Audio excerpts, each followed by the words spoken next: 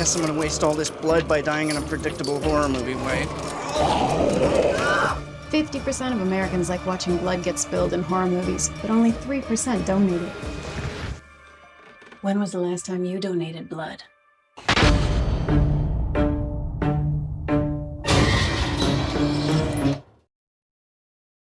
The views expressed in the following program do not necessarily represent the views of the staff and management of WVUA 23.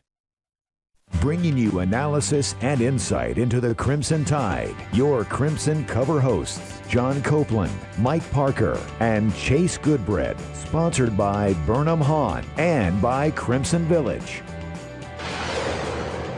Welcome into Crimson Cover Television on WVUA 23. I'm Chase Goodbread, sports columnist with the Tuscaloosa News. I'm joined by John Copeland, former Alabama All-American defensive end. Our third co-host, Mike Parker, unable to be with us again tonight, unfortunately. We do have a big show for you here tonight on CCTV, though. We're going to be talking Alabama fall camp. It is upon us. Practice is underway. We'll discuss Nick Saban's first news conference of camp and a little bit about what's gotten started on the practice field. Alabama basketball update for you as well regarding point guard Javon Quinterly. Our team-by-team SEC preview rolls on to the Texas A&M Aggies. We got a lot of recruiting news. It's been a hot couple of weeks, really a hot month for Alabama football recruiting. Potential NIL legislation afoot. We'll get into that and plenty more, but we're going to start talking fall camp. We got some video from the first practice. As a matter of fact, John, things are underway. There's going to be 20 preseason practices leading up to the beginning of game week. Of course, they take on Utah State in early September to open the season. But fall camp underway, first of 20 practices. And John, really three positions, I think, in my opinion, and jump on me if you don't agree, the three positions that stand out to me as the ones to watch in camp: offensive line, cornerback, and wide receiver, and probably in that order.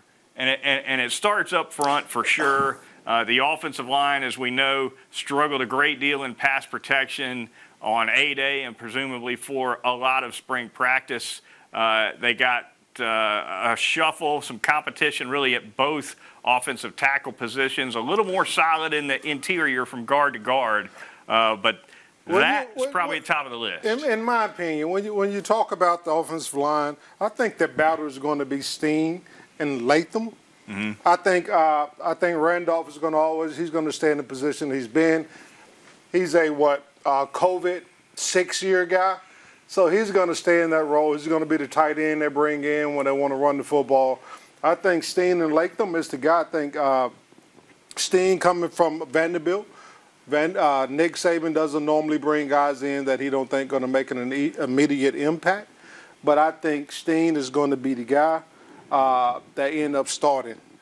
At left on the left side. On the left side, yeah. yes. I think you're probably right. If I had to handicap it, I'd say Steen's a good bet on the left side of that offensive line as well. I don't expect him to be a star player. He wasn't a star player at Vanderbilt, but he was a guy who started more or less 2 full seasons, 2 seasons plus for the Commodores. So he brings a lot of game experience against some tough competition. He's played against 2 national champions, right? Played Georgia last year, played LSU in 2019.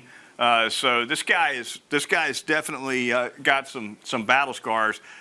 Nick Saban asked about the offensive line in his first news conference of camp this week, John, and he started off talking about the running game. It's something that I'm actually going to be writing about for the T News, but found that interesting given that pass protection is definitely the area that appears to be the biggest concern anyway. But first thing out of his mouth when he was asked about the offensive line, he wants movement on the line of scrimmage. He wants some bulls up front who can open holes. If you look back to last season, we wasn't great in any area. I think we was better in the passing game because we had a Heisman Trophy candidate, a winner. When you think about running and controlling the clock, Alabama was not very good at that last year. Brian, maybe not by their own standards. What other standard do you go by? I understand that, but Brian Robinson had a heck of a year, had a heck of a lot of yards and some big games. That being said, yeah, I hear you. I hear you. they've got to be able to get it done in short yardage. They got to be able to get it done on the goal line. In this age of throwing the football all over the field, and it's great offense, and you put stands in the seat, all that is great.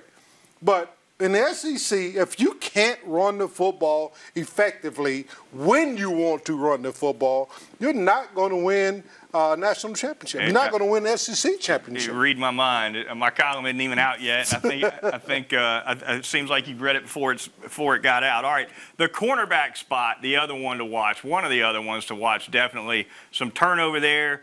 Kool-Aid McKinstry comes back after a freshman season that saw him he started. He got a lot of experience. He's going to be a starter this year. He'll be a starter this year. I don't think there's any question. Eli Ricks, the transfer from LSU, Kyrie Jackson, those two guys will compete probably for that other outside corner spot. Between Ricks and Jackson. I think Ricks win the job, but I think Jackson plays a lot, maybe even being the nickel guy. With those two guys, I think it's going to be interchangeable. But I think Ricks, when the depth chart is set for the opening game, Ricks is going to be the guy to walk on the field first. A lot of hype on Ricks. He was named to some preseason All-SEC teams. And look, he played some outstanding football for LSU in the COVID year. That was 2020. That's DBU? Yes, sir. Now, 2021, he got injured, barely played at all. And so the question is, can he get back to his form from 2 years ago? Man, you're being coached by Nick Saban secondary. He's going to be twice as good as he was at LSU. Yeah. No, in my opinion. We'll see. In my opinion. I'm not doubting him, but I'll be anxious to see how it turns out. My bet, I'm putting all the chips on McKinstry. I think he's going to be the next Ha-Ha Clint Dix in my Ha-Ha. I think this kid is special. All right, wide receiver position really quickly on that. Jermaine Burton and Tyler Harrell, a couple of transfer portal guys coming in, one from Georgia, one from Louisville. You've got Ja'Cory Brooks healthy now. He played a good bit of football for Alabama toward the end of the season last year. JoJo Earl, who flashed a little bit here and there for Alabama as a slot guy last year. Burton and Brooks will start. Yes. Harrell will be H. Him and Earl will be splitting that H position, but I think Harrell will be able to play either of all the position. He can go mix and match with all of them. Harrell's the one that's supposed to have 4.2 flat, blazing, crazy good speed like Jamison Williams. Now, if you're that good with just straight burners, don't you put that guy outside, John, and not in the slot? Yeah, I think he's going to play all of them, but you can't. Burton is proven. Burton is proven, SEC proven football player. And I think it's hard to keep that guy off the field. Yeah, I'm not saying that Burton's not going to play. I just think he's going to start. Yeah, but I think Harrell's going to be the one that's going to end up trying to find his fit. Because, let's get it, I mean, Louisville did not play in the SEC. Burton is proven. I understand that. Brooks is proven that he can play on this Alabama football team. I think Harrell's going to be a little bit better than you think. We'll see how it plays out. I think he's going to be great. I'm not saying he's going to be bad. I think he'll play a little more than you think. Put it that way. No, you don't. All right. He's going to be great. He's going to play a lot. But Burton and Brooks is going to be the man. All right, before we get out for our first break on Crimson Cover, a quick note about Alabama basketball. The Crimson Tide might be getting point guard Javon Quinterly back a little bit earlier than expected.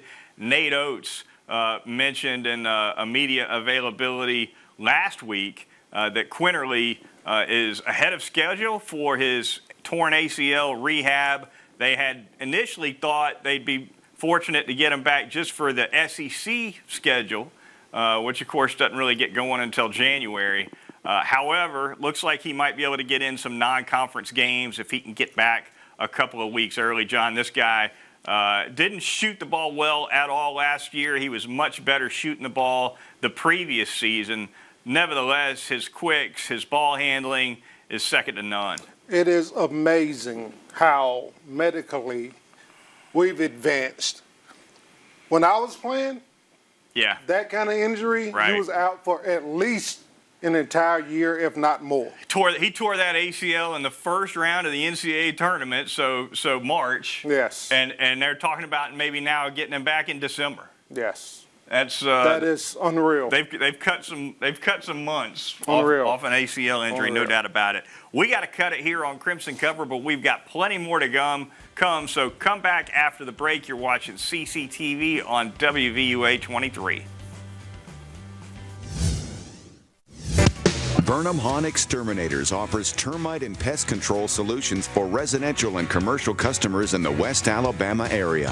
Family owned and operated, now in its third generation, we stay up to date with the latest advancements in the pest control industry to protect your family and home from pests. We're an authorized operator of the Centricon baiting system.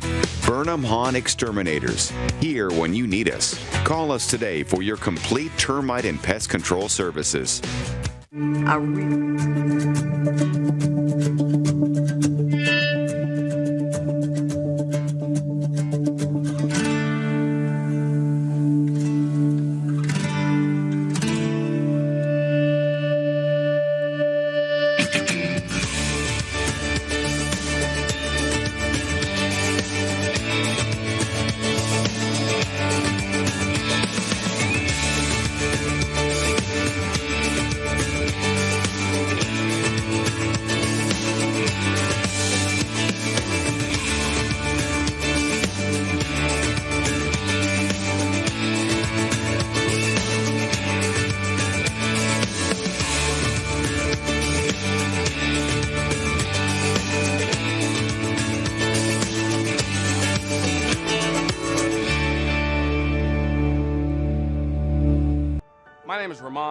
I'm the president of OJ Fence Company. I'm a second-generation fence contractor. OJ Fence has had a banking relationship with Bryant Bank for over 10 years now. It's a relationship bank, and that's important to us. It's not just to be another number or another account. It's to have a relationship with a banker that we truly know that will be a partner in what we do. They represent everything about personal banking, which is vital to a small business. Hiring an in-home caregiver, you need to interview, check references and their background. If you bring in your own family, well, sometimes they can't be found. Get someone who's rarely late for a fair rate. Cameras, you must install. But hiring someone loving, competent, and reliable are the best qualities of all. I'm Clarissa Feld-Smith, the caregiving doctor, caring for you and your loved ones too.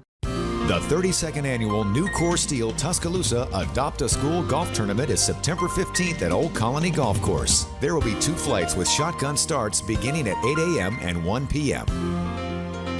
Proceeds from the tournament provide financial support for the Adopt a School program and direct financial support for area schools.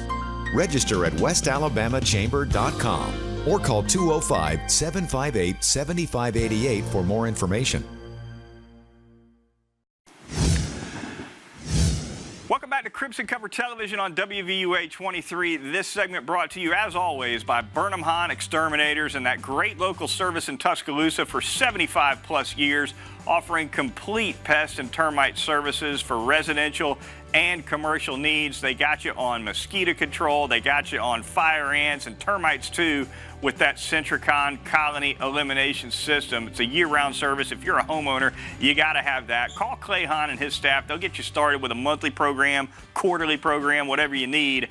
Give them a ring at 553-4433 or visit burnhamhahn.com. John, we jump in to another hot segment, starting with our SEC preview. Time to take a look at those Texas A&M Aggies. We've kind of been holding them, saving them to the end because a lot of excitement about that game, of course, even more than usual now that we've had the off-season mess, and they're going to be pretty good. Look, I think most people think they're going to end up, now here you see their finish last year, 8-4, 4-4 in the league, really disappointing for Jimbo Fisher's team. They were 5th in the SEC West.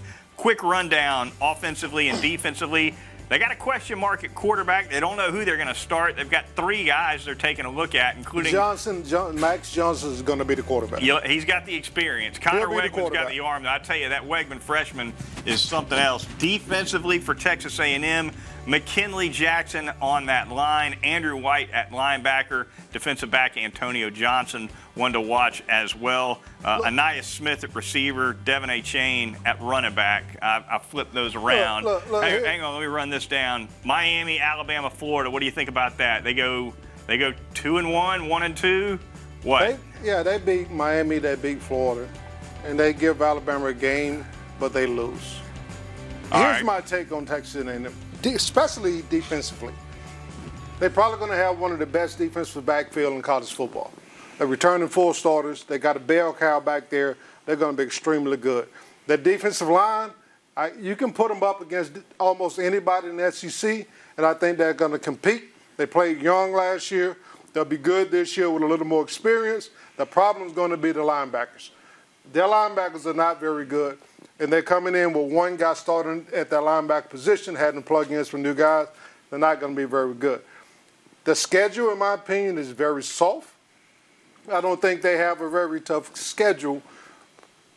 And I think all them recruits that they got with the greatest recruiting class in the history of recruiting, it's not going to matter this year.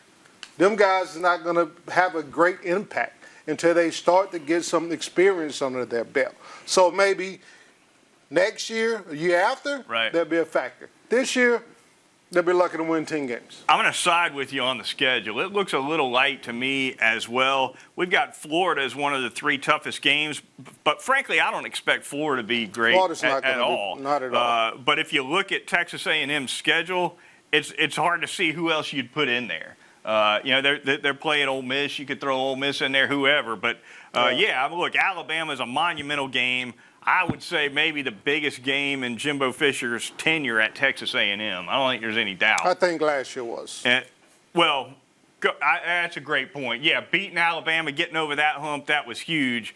This one's the follow-up, though, is even bigger, I think, going into the game. I understand that. I get it. The quarterback position also, you got to be able to throw it in 2022. You can't just lean on a running game. They don't know who's going to play. You mentioned Max Johnson. You think he'll be the starter. Good chance of that. Lots of experience for him. 36 touchdowns, 7 interceptions, a year and a half. The LSU transfer has the experience. I'm telling you, this Connor Wegman freshman, though, he has got an absolute rifle of an arm. It's going to be fun to see if he's able to crack that competition, maybe take that job sooner rather than later. But that's something to watch. They've got to be effective. Let me see if you agree with me on this. Yeah. If you got a freshman quarterback with a rifle on, you think he's going to be the next best thing to his pockets. Right. Why go get a quarterback? Why bring an experienced quarterback from LSU who's proven himself in the SEC that he can compete? This guy's Wagner's not going to start. Well, I'll tell you one reason. If I'm not, I'd have to go back and check this, so I'm not going to say I'm not positive on this. I think they took that transfer from Max Johnson before they got to look at what Wegman can do in the spring. So that's part. That could, you understand? That could be part of it. I get it. All right, recruiting. We'll jump to that now. Lots to get into there. The 3 latest commitments for the Crimson Tide football team: a 5-star running back by the name of Richard Young, 5'11", 200 pounds, out of Lehigh Acres, Florida. Hunter Osborne, a 4-star defensive lineman, 6'4", 260 pounds, from Hewitt-Trussville, commits to Alabama. Ty Lockwood, a 4-star tight end, 6'5", 225, out of Tennessee. Now, here you see Richard Young, John. And remember now, Alabama just picked up Justice Haynes out of one of the top running backs in the country just a couple of weeks ago. Now they come back and get another back who's a 5-star. It's not easy to get 2 backs in the same class of that caliber. Yes, it is. If they're dogs, if you're a dog, it doesn't matter who they got. If you're a dog, you're going to come in and you're going to be a dog. Don't matter who's in front of you. I like that. I like when you see those guys go to the same school at the same position. That means they're dogs. I like dogs. Both of them roughly in that 5'11", 200-pound neighborhood, so both those backs roughly the same size. We talked about how that's a little small for what Nick Saban usually brings in that position, but a couple of years, weight room, et cetera, guys could be bigger. All right, Alabama now holds the #1 recruiting class in the country, by the way. They've come a long way over the last couple months in those recruiting rankings. Got to get out of here on Crimson Cover, but we do have one more segment coming at you. A little bit of NIL talk. We've got the mailbag and plenty more. You're watching CCTV on WVUA 23. The Holiday Inn Express Hotel and Suites in Tuscaloosa invites you to come and experience our award-winning hotel and exceptional hospitality. We are located just minutes from the Alabama campus and area shopping. If it's business, shopping, groups, or family that bring you to town, call us to book your stay. Once you have stayed with us, you'll understand. We welcome you as our guest, and you depart as our friends. The Holiday Inn Express. To Baseball Country, a ministry in West Alabama that reaches far outside the diamond. We create opportunities for people of all ages and backgrounds to encounter Jesus. From baseball and softball training for high school to the big leagues, to men's and women's team sports camps, men's and women's ministry, youth mentored hunts, service projects, custom retreats, and so much more. If you want to get in the game, email sam@baseballcountry.com and follow us on Facebook and Instagram.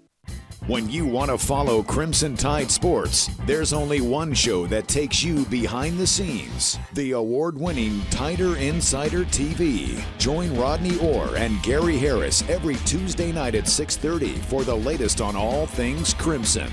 Rodney and Gary provide in-depth analysis, interviews with coaches and players, and much more. Tider Insider TV, Tuesday nights at 6:30. Brought to you by Tuscaloosa Tourism and Sports. We want to hear your good news stories and be a bright spot. Share your stories with us. Visit us online and click on Bright Spots or message us on social media. Get connected with WVUA 23. Follow us on Instagram.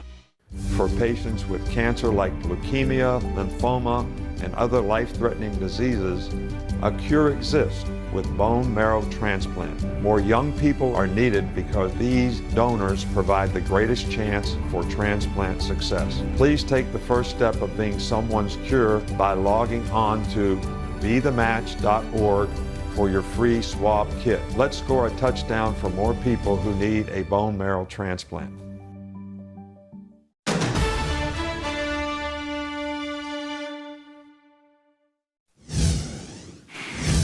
Welcome back to Crimson Covered Television. This segment brought to you by Crimson Village, the most active and fun-loving aging adult community in all of Tuscaloosa. The residents there get the finest in dining, activity, and lifestyle experiences. A great list of amenities, a great location off of Veterans Memorial Parkway as well. They offer 3 levels of care, including the Tide Memory Care Program. They take the highest of precautions when it comes to COVID-19. Call transition specialist Tim Eads at 632-6699 or visit crimsonvillage.com if you've got a loved one in need of assisted living. And remember, Crimson Village owns fun. John, we own the third segment here. We're talking NIL to kick things off. The latest, Tommy Tuberville, Alabama Republican Senator, Joe Manchin, West Virginia Democratic Senator get together. They put out a statement, said, we're going to fix this NIL thing. We're going to get together. We're going to talk to coaches. We're going to talk to administrators. We're going to put together a bill that they're going to try to push as federal law to pass across all the country that's going to put some guardrails on what NIL is and what people and coaches can do with it. I like it. Great idea. Never happened. They're not going to push that through. Period. I'm going to call it right now. Why do you say that? Why? They can't agree on. Look, things are so bad in Congress with the back and forth, John. I thought who in politics really care about football? You put it on the table. You think that's going to make them more agreeable that it's football? I don't think they care. I think they disagree on little political things that affect the country as a whole. But football, they don't care nothing about football. That's why you got a football coach trying to get this legislation done. As a whole, across the table, they don't care. If they put a good product on the table, the product don't even really have to be good. Put it on. As soon as they see the word football, they're going to check it off. All right. They don't care. I'm rooting for it. I hope you're right. I don't think. That's what I want to see happen. I think that'd be good for for college athletics if they could get some rules that everybody has to follow, and so it's not, the Wild West and it's run one way at this school and one way at that school. I agree 110%, but I think this is not a big enough fish to have an issue on. All right, moving on, we go to the Crimson Cover ticker. A little bit of news for you on former NFL players. Julio Jones, John, selling a 2-story penthouse in Midtown Atlanta for $265 million. That'll be fun for sure. That's Mike. I don't know. Mike, we're doing the show. I'll call you back after the show. You know we're doing the show, Mike. Gracious. There you have it, Mike Parker. Buzzing in on the show. We should have put him on speaker. That's what we should have done. Next week we'll get Mike Parker in here on speakerphone. That'd be a great way to bring him back for sure. All right, Julio Jones. Irv Smith undergoes thumb surgery. He should return for the opener for the Minnesota Vikings. Reuben Foster gets a workout with the Seahawks. Hadn't played since 2018, John. I hope he make it. I hope Reuben make it. I'm a Reuben Foster fan. He's an outstanding football player. I hope he stayed in shape. I really hope.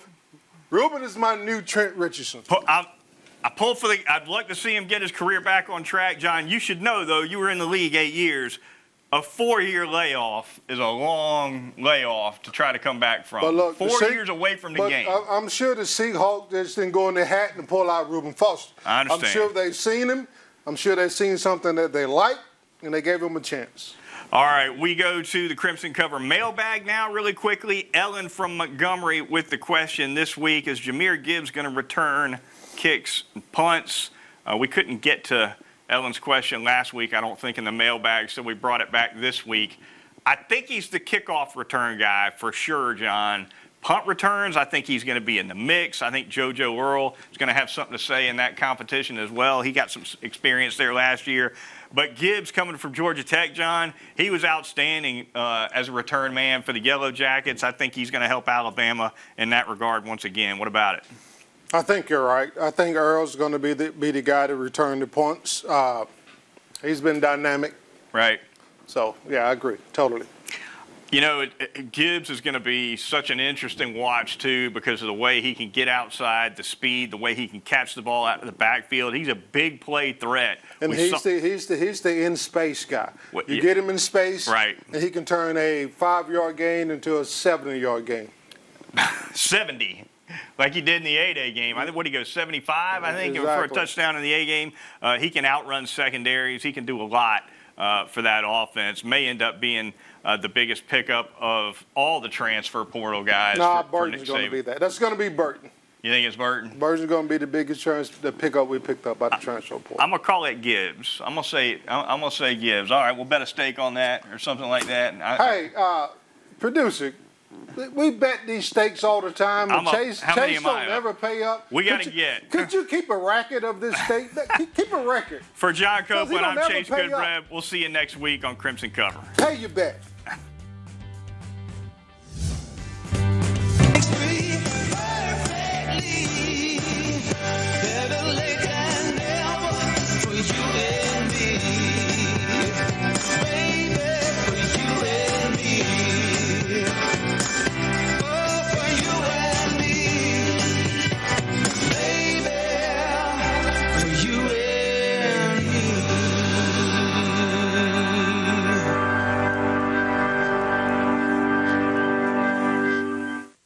It's good to know that in this impersonal world, there's still a local home-owned drugstore that can take full care of you and your family. The good folks at Northport Pharmacy. Owner and pharmacist Rob Colburn will personally see that all of your prescriptions are quickly and accurately filled and your questions answered. And be sure to check out their gift gallery for the finest in gift selections featuring Alabama merchandise, photo frames, children's clothing, beachwear, jewelry, and more. Remember, when you have pharmaceutical needs, see the man who will take the time to get to know you. Rob Colburn at Northport Pharmacy, located next to CC's Pizza, Highway 82 in Northport. Burnham Hahn Exterminators offers termite and pest control solutions for residential and commercial customers in the West Alabama area. Family owned and operated, now in its third generation, we stay up to date with the latest advancements in the pest control industry to protect your family and home from pests. We're an authorized operator of the Centricon baiting system. Burnham Hahn Exterminators, here when you need us. Call us today for your complete termite and pest control services. I don't know how I'm going to make ends meet. Do you know what it's like to be the only kid in school without a lunch? I've always provided for my family. It's embarrassing.